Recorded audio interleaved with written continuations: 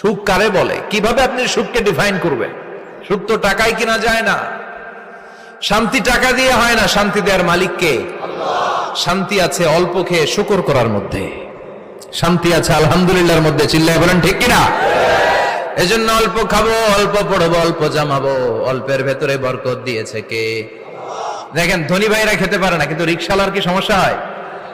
রিকশালারা সব খেতে পারে। কুলিওয়ালা, দিন মজুর, এরা একেবারে স্লিম সুঠাম দেহি, মেদহীন পেট, পেটে কোনো মেদ নাই, ভুড়ি নাই। আর কোটিপতিদের মেদ আছে না নাই? এত বড় বড় পেট, ঠিক কিনা? আমাদেরও পেট আছে, তবে হালাল পেট। এটা হারাম টাকা দিয়ে এই ভুড়ি বানাই নাই আমরা। চিল্লে বলেন ঠিক কিনা?